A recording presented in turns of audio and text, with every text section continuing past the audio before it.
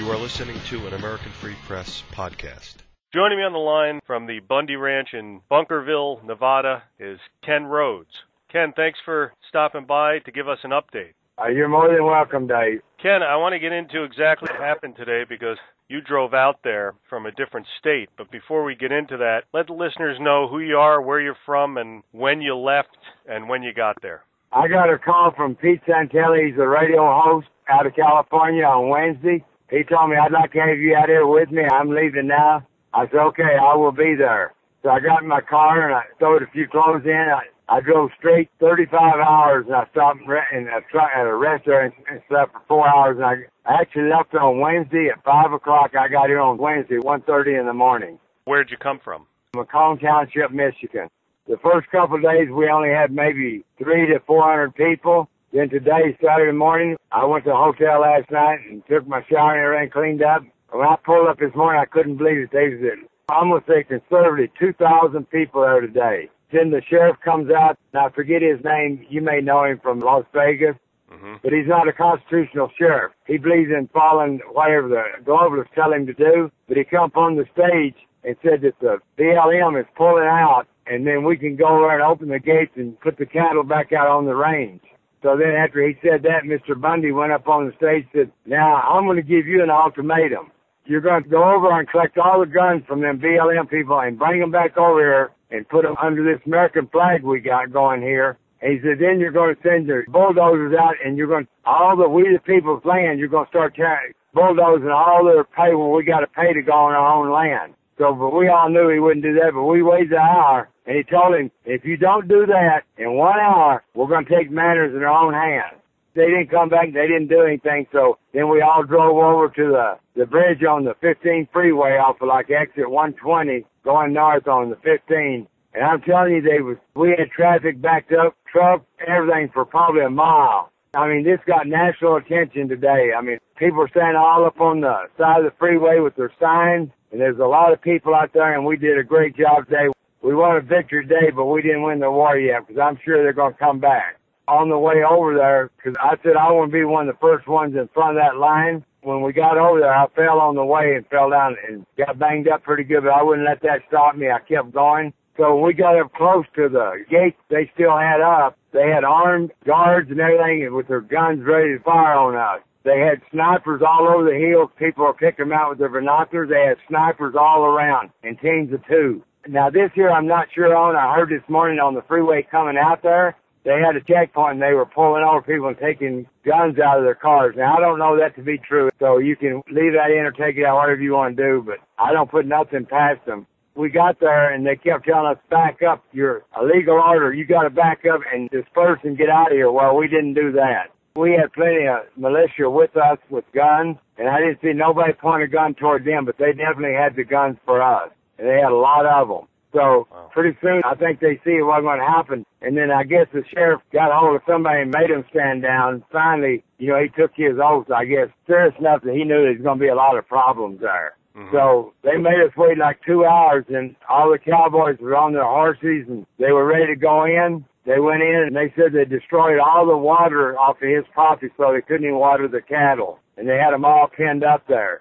I counted, I think, close to probably 400 heads of cattle that when we let them out, they came out. He had the river on the land. They were all running towards the water. So. Wow. So they were really thirsty. Yeah, well, I'm sure. They said there's one water trough had a little bit of water in it. Then you could see the cows with the full bags with no calf behind them. So, that they lost their calf. What they done was very evil, and American people need to wake up and understand this. I'll die for your First Amendment, and hopefully you'd be willing to die for mine.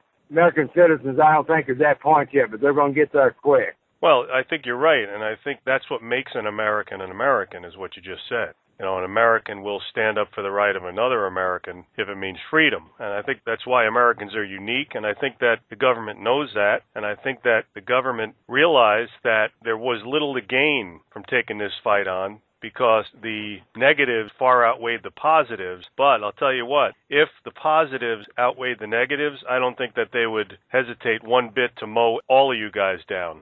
I have no doubt that they would love to shoot us. And these are Americans in our military, whatever they're in. They're Americans with their guns pointed toward average citizens. Most of us was unarmed. Now, what kind of country are we living in, Dave? Well, I think we're living in a country that's already in martial law. Well, that's what they all say here. They declared martial law on the Bundy Ranch, but I think it's all over the United States. Oh, absolutely.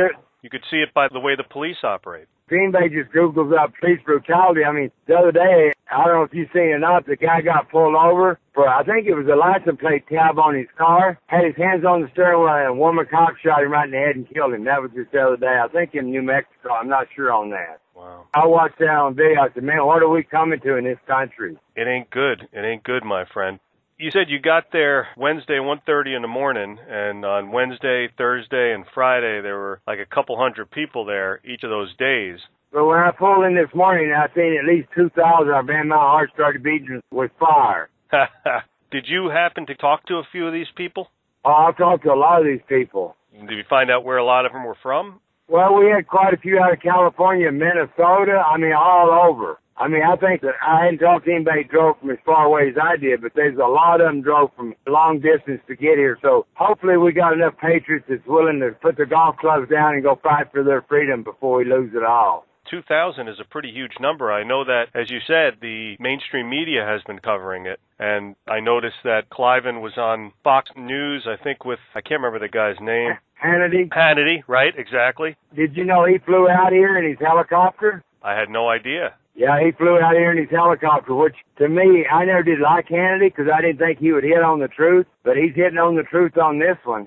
Right. I mean, hey, they all have their moments. It's like a broken clock. You know, it's going to tell the right time 2 times a day, right?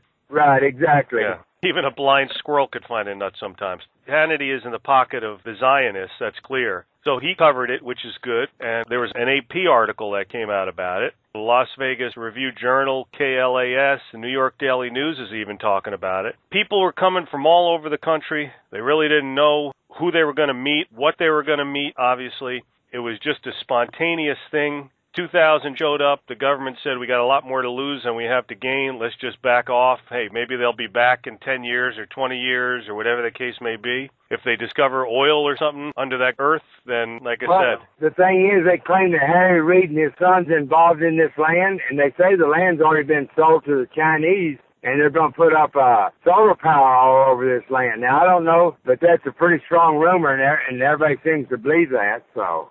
Yeah, that's a possibility. I did see that. Besides this fella Hannity, who came over in his own helicopter, or the station's helicopter, whatever it might be, guy probably makes enough money to have his own helicopter. Besides this guy, anybody else popularly known show up? I didn't see anybody really. I mean, we had like probably 15 different news people covering, but they all look like small ones to me. I don't know what them cameras cost, $25,000. I would say some of them. There's plenty of coverage getting out on this. They said in New Zealand, they were telling about it on their station over there. Nice. I know Sheriff Mack is out there. I wish Sheriff Mack was popularly known, but he's not.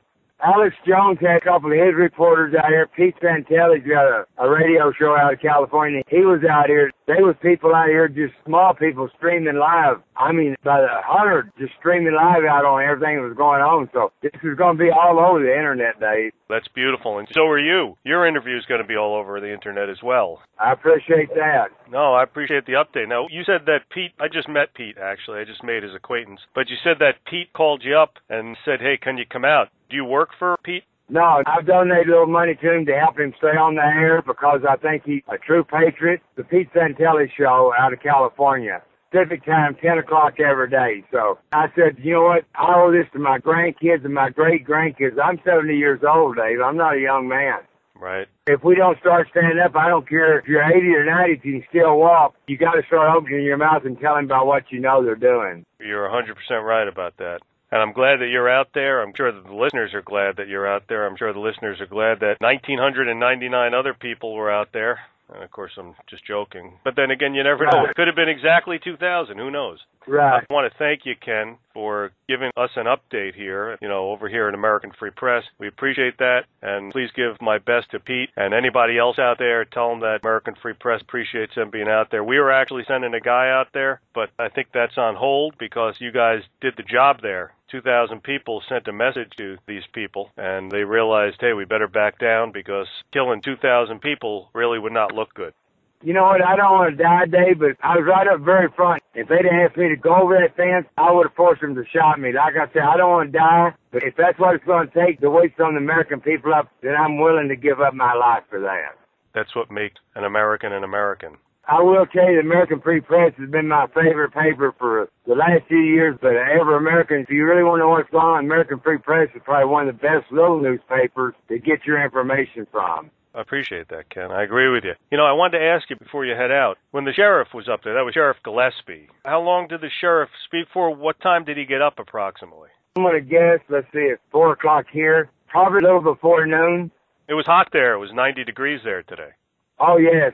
They got a long trailer set up, and they put all new plywood down, and they got speakers set up. They did this right. The Bundys did a great job, and then they brought him up on the trailer, and he had about 5 deputies with him. But he didn't like it when he got handed his ultimatum. Mr. Bundy told him, we will take this matter in our own hands.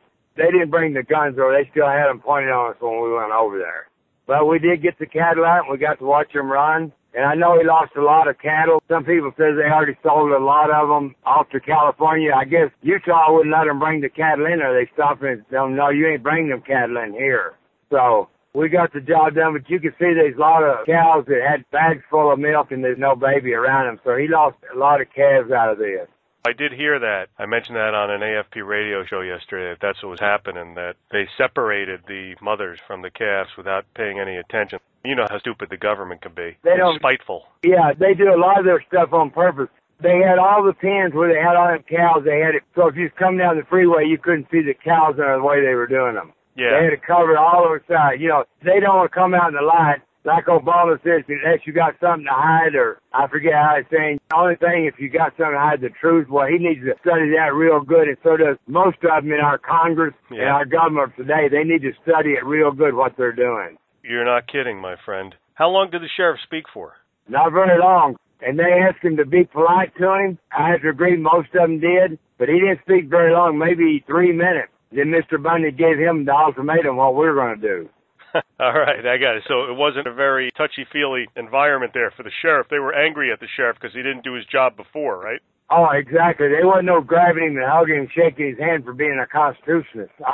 I'll tell you that. Right. Well, maybe he's going to learn his lesson and realize that his master is the Constitution and really the people by way of the Constitution, and that's his job, and that's the whole point of, like you're saying, the constitutionalist and what Sheriff Mack is trying to do. Anything else significant that happened you think that the listeners should hear about? That's the nicest family you'll ever see, but I'm sure they were very happy they found that many Patriots come out and support their cause. Yeah. They were going to have a bonfire tonight. They're going to burn all the BLM signs that they had put up all over. But I got to grab one of them for a souvenir for somebody writing an article on it. Ken, that's great. I appreciate it, my friend. Thanks for giving the American Free Press readers and listeners this wonderful update. And thanks for going out there all the way from Michigan and doing what really every American who's concerned about this country should and would do if they saw that they could afford to do that, if they had the means to make that happen, and they did sense that this was a threat to our freedom, then by all means, look at Ken, 70 years old. He fell down. He got up, brushed himself off, did what he had to do. He was ready to die. And that's really the way that, like I said, every person should face the responsibility of protecting freedom in this country, is being ready to die in a second. You don't want to die, like you said, but you're ready to die. I'm sure that the listeners appreciate everything that you've done, even though, like, I'm sure you would say you didn't do anything, right? No, I really didn't. I just standing up for anybody that listens or reads the article you write. I'm standing up for their rights to keep speaking. Because if they don't start standing up pretty soon, we're none of us going to have any rights. You are 100% right, my friend. Ken Rhoades, thanks for stopping by and giving us this great update, and hope to talk to you soon. Thank you, Dave. Have a great day.